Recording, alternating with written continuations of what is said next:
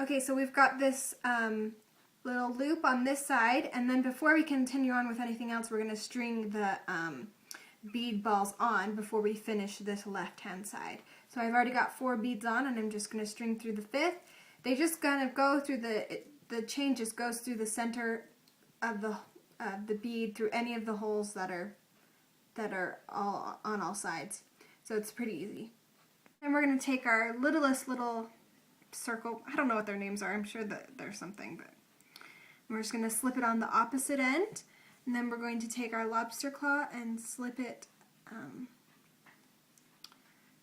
onto that little link as well. And then we're just going to take our needle nose pliers and push it back together again. Okay, so we've got our 5 beads on our necklace. We've got our lobster claw clasp attached, and we also have our little circle on this side with the extension for where you're going to connect your necklace together. So to finish off this side, and just to make it look a little bit prettier, and also I think it kind of gives it a more professional look, is we're going to add a bead on this end. And what you'll need is you're just going to need 1 head pin. They usually sell them in packs, but I mean they're really inexpensive. This was 95 cents. So you're going to take your head pin, and you're going to take a bead, and you're just going to feed it through the hole, as you can see, like that. And then you're going to take your needle nose pliers, and you're going to clip it down quite a bit. Clip a piece off, so now you're left with this much. And you're going to take the end, and you're going to curl it like you were curling your hair around a curling iron, and just twist in towards the bead. And then when you've kind of got it like a hook, you're going to, before you close it all the way, you're going to slide the end of your chain on to it, and then you're just going to push, oops, so it spins around. You're just going to clamp this end closed.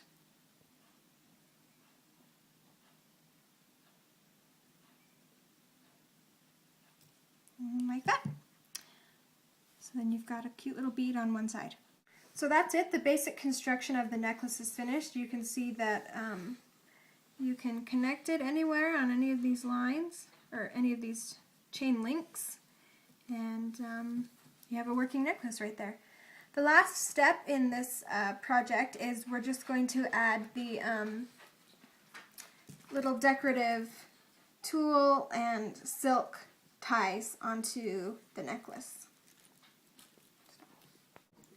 Okay, so next up what you're going to want to do is align the beads where you're going to want them to lay on your neck. In the necklace from Anthropologie, they're a little bit asymmetrical, so I pushed them to the left side just a little bit so that you can tell that, you know, obviously this chain is shorter than this chain. And then I cut some strips of the tulle. They're about 2 inches, 1.5 inches to 2 inches wide and about 3 inches long. It doesn't have to be exactly that. It's kind of up to the way you want it to look.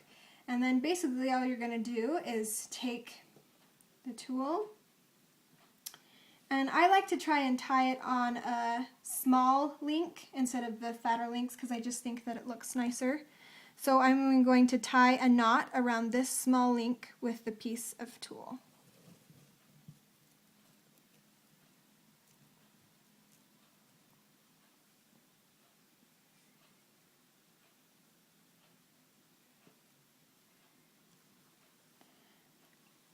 Okay, and then just move it kind of down into the right spot.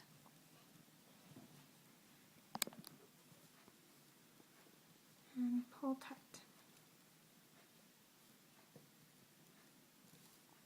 Okay, so then not only is it kind of anchors our beads in the right place on the necklace, how you want them to line up. Then what you're going to do is just continue to tie little pieces of tulle on, and I try and tie them right on top of each other, but I moved the tool around in a circle. So I tied this one on the front side. So the next piece I'm going to tie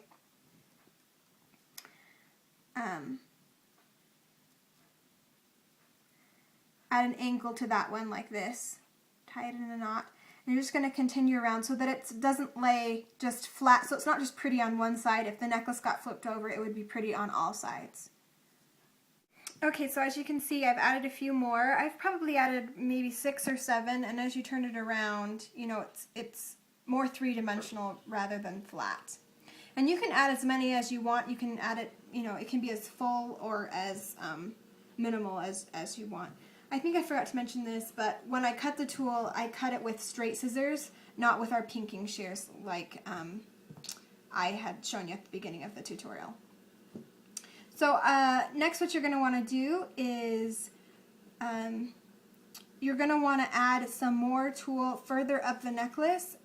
So I leave usually 1 to 2 large links in between, and then I'm going to tie some more tulle around, kind of like in a sphere on a small link. So we're going to do that now. Okay, so I finished tying on all my tulle, and you can see as you spin it around that it's not flat on any of the sides, that it pokes out on all the sides of the necklace. So the next step is we're going to take our silk ribbon and we're going to take our pinking shears. And the reason we use pinking shears is because we don't want the fabric or the ribbon to fray, and this will help it, it will keep it from doing that.